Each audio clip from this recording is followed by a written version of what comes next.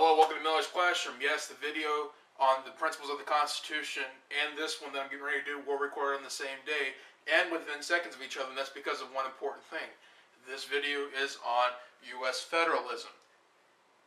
It makes sense that the last thing we talked about in the last video has to be its own topic of conversation for this one. So, buckle your seats, it's going to be a bumpy ride. U.S. federalism.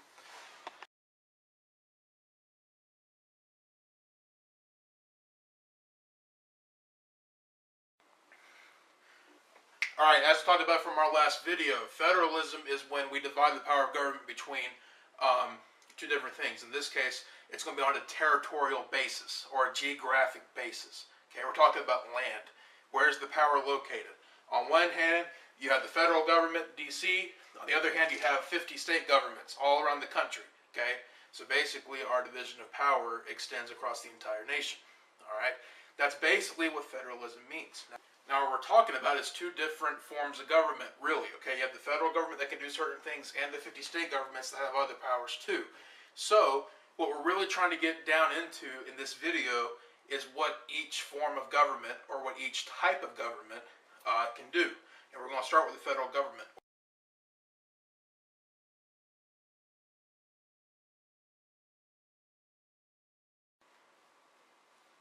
Alright, the national government or the federal government, whatever you want to call it, it's the same thing, has what are called delegated powers. Okay? What that basically means is that the federal government has powers that have been delegated to it as outlined by the U.S. Constitution. Okay? So they really just belong to the federal government. Okay? It's pretty much outlined. Alright? Now, with those delegated powers, there are three different kinds. Alright? The first one is what we would like to call express powers. Okay, this is pretty simple, pretty straightforward. Okay, these powers are basically expressly printed out in the U.S. Constitution, black and white ink. You can read it. Okay, the express powers basically say what the federal government can do. All right, and there are 27 of them. Okay, that's the first type of delegated power. The second type is when things start getting a little bit more murky. Okay. The second type of delegated power is what we call an implied power. Okay? An implied power means that it's not expressly written in the Constitution, but it's pretty heavily implied. It's like me saying that instead of there's going to be a pop quiz next class, it's like me saying, hey, you might want to watch the video, you might want to read that textbook, just saying. Okay? Now, I didn't come out and say that there was a pop quiz the next class, but I kind of heavy-handedly applied that, hey, you might want to actually do something because there could be something tomorrow. So that's kind of what an implied power is. It's not expressly written down in the Constitution, but the Constitution kind of suggests that the government has these powers. And then finally, number three. Okay, third type of delegated power is what you call an inherent power. The word inherent means that it's basically just going to happen. Okay. And basically what an inherent power is that because the U.S. federal government is the national government, because it's a government, and I know I'm sounding ridiculous repeating myself over and over and over again, but basically because it's a government, it automatically gets to do things. Okay? Just for the simple fact that it's a government. It sounds stupid, I know, but that's why they're called inherent powers. Okay? Because they have them inherently. Okay? That pretty much wraps it up for the federal government's delegated powers. Now we're going to talk about the powers that they don't have, which are called denied powers.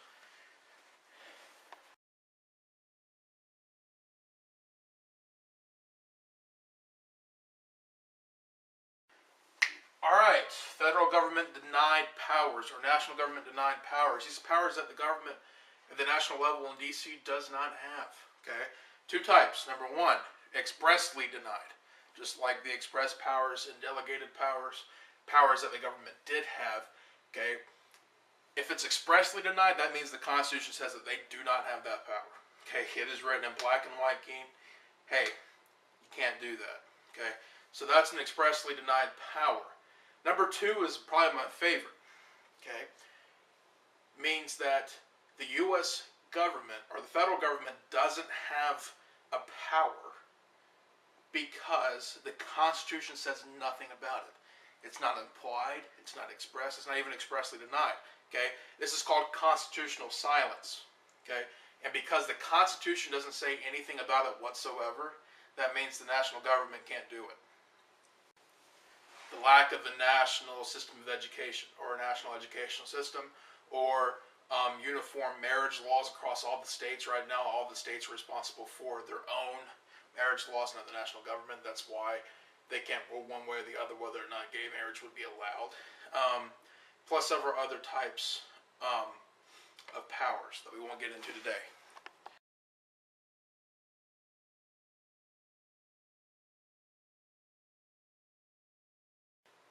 Alright, now let's talk about the states. States is easy peasy, okay? If the states have any power, okay, that means it's because it's been left over to them. Okay, they're leftovers. Okay, and that's why we call them reserved powers. Now we're not going to get into the nitty-gritty about what the states can do, because we're going to save that for the unit when we talk about what the state governments can do. You just need to know right now that the states' powers are called reserved powers because they've been basically reserved for them.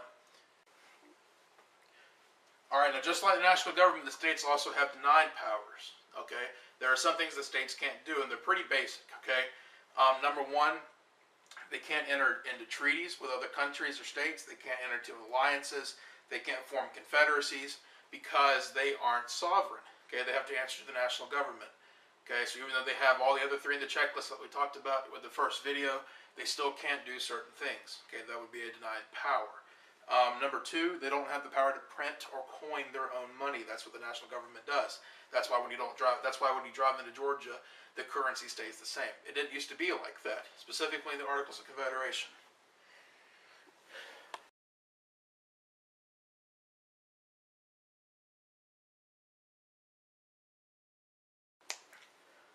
Alright, two more types of powers to talk about. Number one, exclusive powers. Okay, these are powers that are held exclusive by the national government. They're not held for the state governments. That's why they're called exclusive. Okay, they're exclusive to one group, and that would be the national government. And exclusive powers are mainly your delegated powers.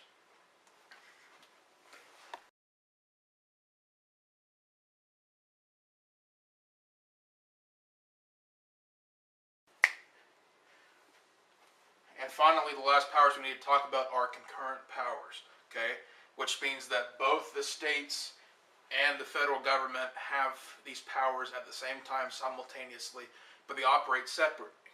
Okay?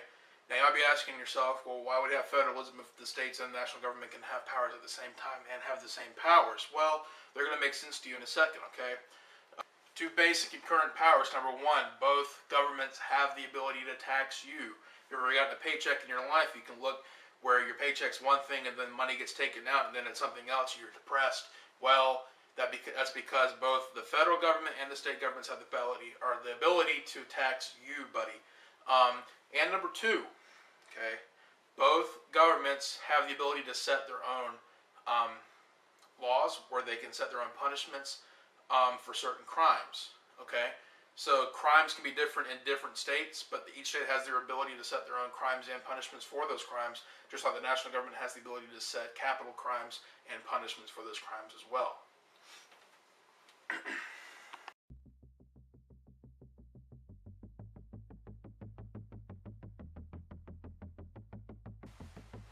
Alright, hope you enjoyed that video.